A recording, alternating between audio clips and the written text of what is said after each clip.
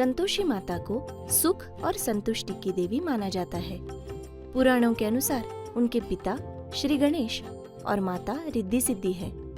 ऐसा मानते हैं कि उनका जन्म रक्षाबंधन के दिन हुआ था। उनके जन्म के पीछे भी एक रोचक कथा है। आइए सुनते हैं इस कथा को। किसी शुभ अवसर के दिन भगवान गणेश की बहन मनसा देवी उनके हाथ पर एक पवित्र धागा बांध रही थी। तब गणेश जी के दोनों पुत्र शुभ और लाभ वहां उपस्थित थे।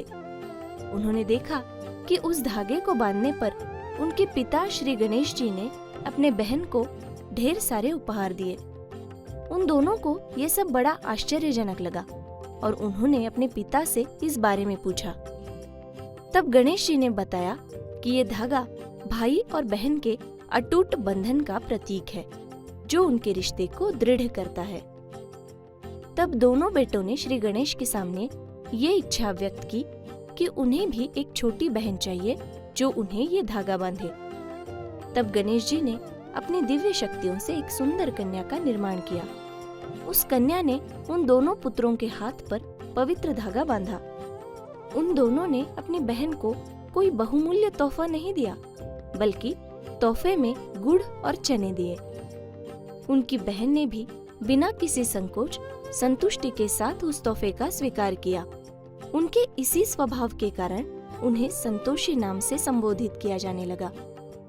माँ संतोषी को मुख्य रूप से उत्तर भारत की महिलाएं पूजती है।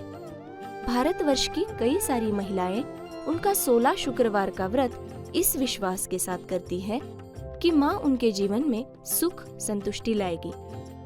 इस व्रत के दौरान वे एक कथा पढ़ती हैं, जो उनके इस व्रत को करने का उद्देश्य दर्शाती है।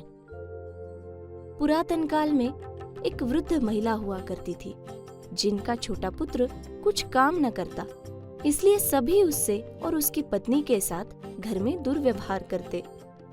इस कारण वो छोटा पुत्र कुछ कमाने के हेतु विदेश चला जाता है और बहू ससुराल वालों का अत्याचार सहन कर वहीं रहती हैं।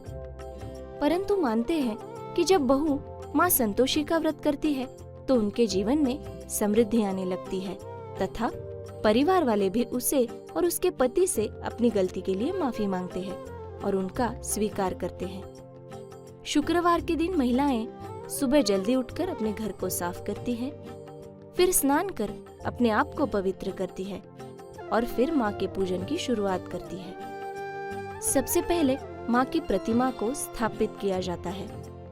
फिर उस प्रतिमा के सामने पानी से भरा एक कलश रखते हैं। चने और गुड़ को एक थाली में रखकर उस थाली को कलश पर रखा जाता है। उसके बाद माँ को वस्त्र अर्पित किया जाता है और हल्दी कुमकुम और चंदन लगाया जाता है।